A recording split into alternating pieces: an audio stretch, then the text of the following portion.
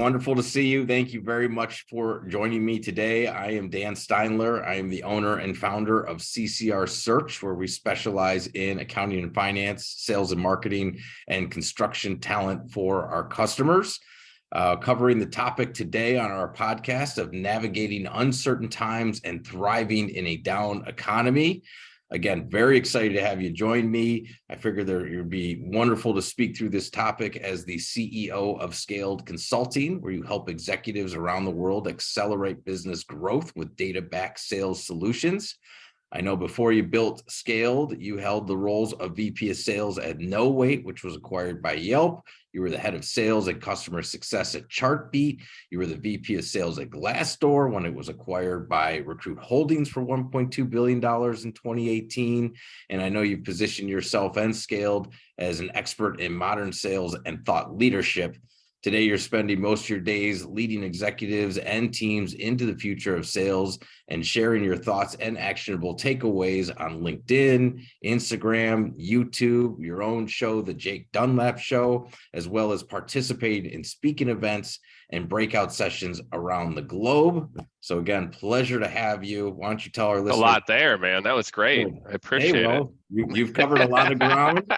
And you've gotten a lot done, so it's great to have you here covering, helping our listeners get through. I'm looking forward to it. Yeah, awesome. So fill us in a little bit. What you're doing with Skaled? Tell us a little bit more about what's going on over there. Yeah, absolutely. So yeah, like you said it, I've started the company. It's been almost 10 years. And we work with companies, all types of companies, a different wide variety of industries and, construction, more traditional real estate, tech, all the way to like rapid growth tech companies. So we really help them to optimize their revenue strategy. Like how do we need to update our go-to-market and the ways that we're doing that, revenue operations. So we do a lot of sales technology work and overhauls, and then enablement. So hey, what is our sales playbook? What is our sales process? And, documenting that. So everything from, how do we generate more leads and how do we understand how we're doing to how do we close more deals and how do we, again, kind of track that and make sure that we can do it in a way that's not cumbersome for the sales org and allows us to increase productivity without having to increase headcount. Those are some of the big things that we're, running toward on a regular basis.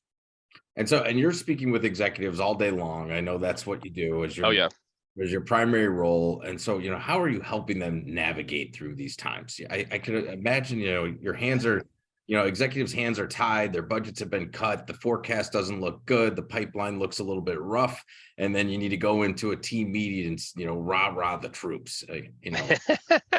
What's the magic ball on that one? Yeah, I'll fix it for everybody. I mean, look, I think a couple of things, and I'll talk more culture, maybe it's like a second or third point here. The first is that what is your value prop in a down economy? That if you are waiting to figure that out, stop waiting and do it right now. That I think what happens is a lot of people, I saw this happen in the pandemic, and then it's kind of interesting. I thought the pandemic would change people's minds where, the pandemic hit, oh my gosh, hard pivot our messaging. Like, oh wait, who are we now? What's different? How? And what I thought that would do, and I hoped, is it would kind of bring this idea of we should always be optimizing our go-to-market messaging. It should always be changing. As the economy is doing well, it should change. When it's tough, when an industry is doing well. So anyway, I do feel like a big reason that companies have struggled in certain downtimes has been that they just weren't prepared in advance. And so my first piece of advice there is to don't wait. Okay, so all right, so you sell into manufacturing. All right, well, what are operations of manufacturing going to be going through? Oh, okay, well, maybe this, that. What if the economy? Well, it'll probably, so just kind of go through that exercise and have that messaging ready. That's kind of my number one advice for people right now.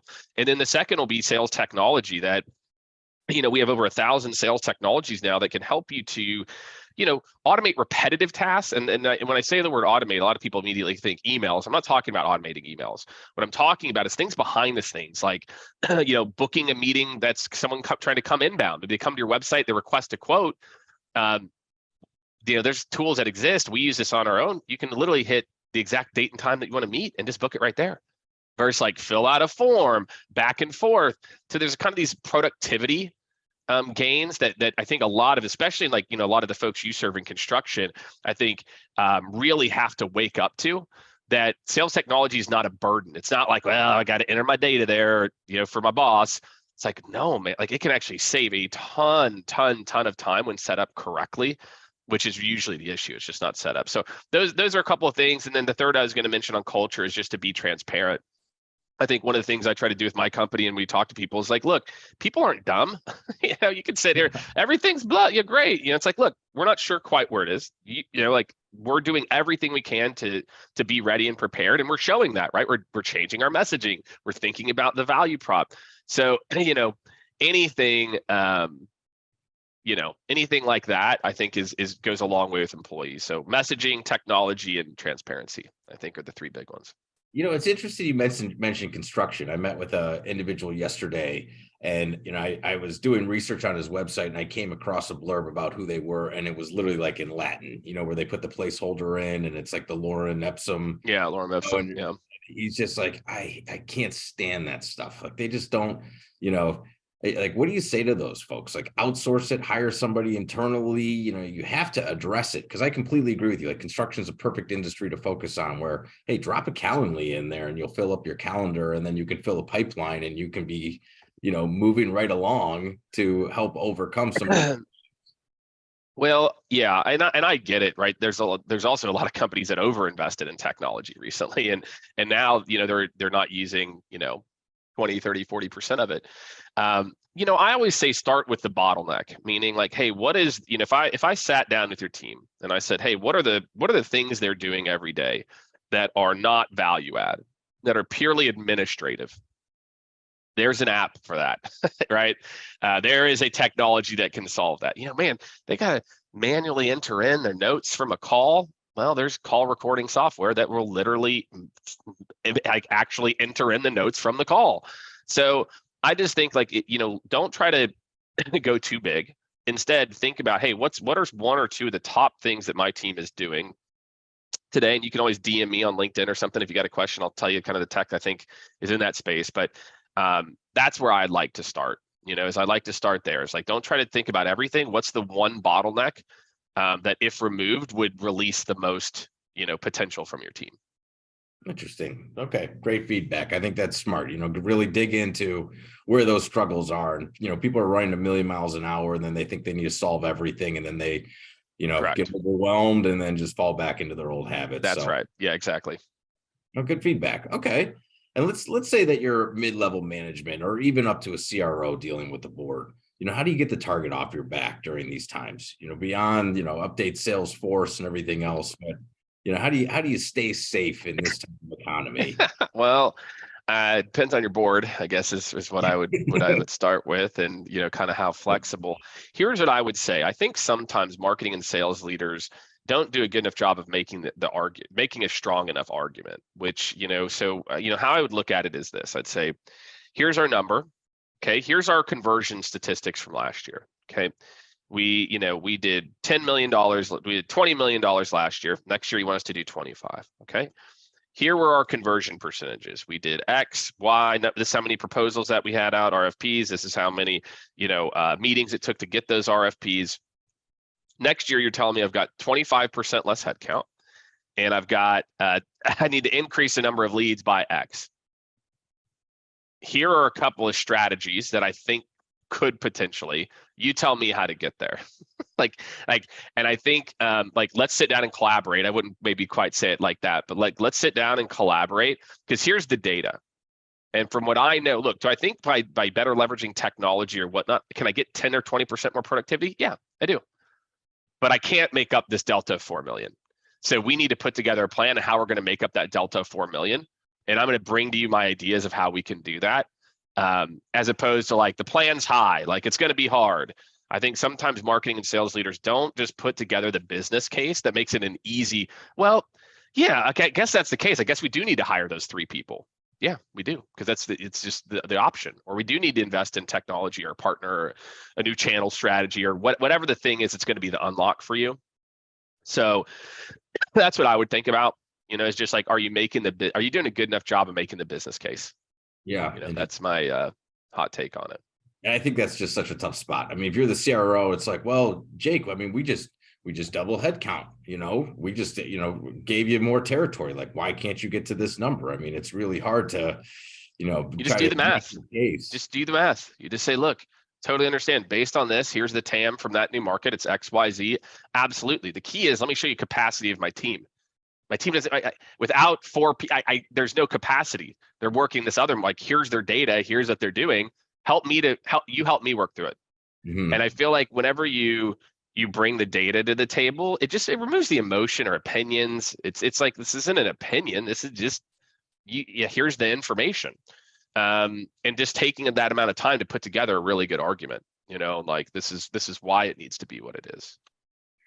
Yeah, that makes all the sense in the world. Build that case up front and then really bring it to the table and then try to solve the problem together. I like what you said at the beginning. It really depends on your board, because there's certain leadership that will respond one way and certain that will obviously respond Exactly. another way. But make your case and do your best. If you've got individuals right now who are getting blindsided with layoffs that are, part of departments that are laid off, that are regardless of tenure, regardless of performance, should those individuals be putting up their beacon on LinkedIn? Should they be networking like crazy? I mean, how do they protect themselves both externally for their own career, but also internally, for their existing time at their company?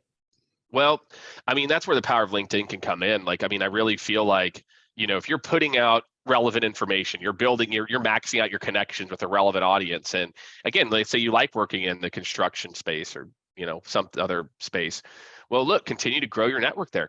Max out. You can connect with almost 100 plus people a week. Max those connections, grow that network, start putting out content. Hey, here's what I think the future is going. Talk about, even your own insights. Hey, I had a conversation with Dan. Here's a couple of my big takeaways. So I think if you start to do that now, the future is going to be the network. I mean, I'm just going to tell you all, like, the ability to cut through the noise over the next 4, 5, 10 years is going to be very hard. Like email, I mean, we all know how many emails we get a day. Calls, people have forgot how to pick up the phone. That's a whole other thing. But if you have a network of people, it's no different. I mean, the funny part is, it's one of the classic, what's old, old is new again. Meaning, like, you used to, you were you'd go in your chamber of commerce and you'd shake hands and you network and you'd meet people. So then when you went to your next thing, you met. It's kind of the same, just on a global scale, So like, yeah, I think, like, building your network right now and starting to build trust with that network by putting out, relevant insights is probably the first thing I would do. Okay, that makes I love that you said the Chamber of Commerce. I actually partake in our local Chamber of Commerce here, and it's really beneficial. It's nice to get out, you shake hands, somebody refers somebody to you, and it helps cut through the noise, because you're absolutely right. I mean, how many LinkedIn emails do you get a day? Oh, a lot. Yeah, Yeah, a lot. I'm getting like a good 20 at least every single day. It's kind of mind-boggling. Exactly. And that's it. I mean, and it's not, and then emails, wow, 20 emails a day, something like that, in terms of like, like the noise ratio right now is just so high that, it's really difficult to cut through, and I think, like, that's where, again, if you've got that network, I mean, my gosh, like, you're just reaching out to people direct. And and again, it's interesting. I've built a big network over time, and I still don't think I do a very good job of it, activating my network the way that I could if I wanted to. But it's just that's just where I'd spend all my time. I know you have 60,000 followers plus on LinkedIn now, which, congratulations. I mean, you're obviously putting out great content. Like, what would you share are some good ways to cut through that noise where it's so diluted these days? Pick up the phone, do the personalized emails. Yeah, I mean, a lot of it, candidly, is just add value. Like, what resonates with people today is adding value. And it's like, you're not asking, and this isn't my journey. It's like, I thought I always had to mention my company and talk about this. And it's like, not really. Actually, what people want to do is people want to hear from people. And so, if you just share, hey, look, again, here are the top 2 things I'm seeing in the space. Here's the top, whatever that thing ends up being, that's that's really the opportunity. And I think for a lot of people, they just don't do a very good job of, like, really mastering that, to where they're doing a good enough job of actually giving value without always asking. Attend a webinar, do this thing for me, like whatever that thing is. And so I think that's probably my biggest piece of advice is like, you just got to give value and just trust that it's gonna, you're gonna get there. Like if you just give enough value, what's gonna happen is people will just start to, there's a trust factor, that's a part of that. So yeah, 100%. that's the value. You know what I mean? Like that truly is the value. Is when you give value with no ask. And I think that's the tough part for a lot of sales leaders and people, is that they're just so used to ask, ask. Ask. I always gotta pitch, always gotta be pitching. And it's like, that's just not what people respond to anymore. But it's so interesting because, you're a CRO and then somebody comes in and drops some great insight for you. And then that CRO is waiting. Okay, well, where's the pitch coming? It's like, oh, thanks. That's really helpful. And then, am I going to get my 3-day sequence, and Exactly. And that's the point, right? Just like put out content that gives value to your audience. That's it. And just that's it. Do it. And just consistently do it. Even if it's 1 or 2 times a week, that's fine. Right. And again, like that's going to be the future. It's the same thing as, again, the chamber thing. It's like you connect with all these people, shake hands. And now they're in your little newsletter where you can send them your latest and greatest on your State Farm practice or whatever you're running, like it's just a lot of this, again, is just very much so about you doing a good job of building a network and curating it and just being active. I didn't start off with this many followers. Like it took time, it took a lot of time. It didn't just happen because it's a bunch of viral posts. Put in work, man. Put in work. I'm like, it doesn't, again, I'm a CEO of of a 8-figure company. And, I still find the time to post on LinkedIn almost every day. Right. And it's because it's that valuable to my business. And so, I just think it's a critical part of building and scaling a business now. It's not a social media play. It's not an ego play. It truly is a requirement for how I think people are going to market and sell in the future, is this idea of community. You're very well known, and I see it. You get a lot of comments on your post. You're constantly putting out great content. You have a really, really strong network, and you have built an incredible company, well known in the marketplace. Are there any final, this will be my last question to you, any final tips or tricks for the listeners that kind of just seen a few silver bullets in the gun that you could share? Hopefully. Well, I appreciate that. We talked about, again, like the funny part about life is there's just not that many silver bullets. Life is a slog to some extent. And I think the things I'm talking about even today are not things that you are going to like immediately produce results. But guess what? Over time, it gets easier and easier and easier, and you get results. We generate millions of dollars in inbound business a year from organic LinkedIn, which is kind of crazy, right? Like just from posting on LinkedIn. But look, if I was going to say silver, or if I could give some advice now, I'll go back to the very first piece of advice I gave you, which is take some time out, now. Just give yourself a couple hours and think, how am I going to thrive in this downturn? What's my value? What's my customer going through right now? What are they going through? How is this impact? And really think about it. And then thinking about what that messaging is going to be, I feel like that's probably the best use of your time as a business owner or CRO or CMO, is like, are we ready? Do we have a plan of like, this is where we're going to pivot? Or are we just kind of crossing our fingers and then it's going to happen, and then we're going to spend, months, kind of scrambling to try to figure it out, and then revenue hurt, so, nobody wants, it's the reason we have life insurance policies and insurance in general. We hope it doesn't happen, but we still pay the money for it. Right. And we still, and we should all be paying the money in terms of investing time in it, to make sure we've got that insurance policy in case things, don't go the way that we hope they do. Phenomenal advice, as always. Jake Dunlap, Skaled Consulting. For my listeners, give him a ring, ping him on LinkedIn. He has been instrumental for decades to those that have known him. So, Jake, can't thank you enough for joining today. Appreciate it, man. And best of luck in 2023. Awesome. Thanks to you, and definitely to all your listeners. Thank you.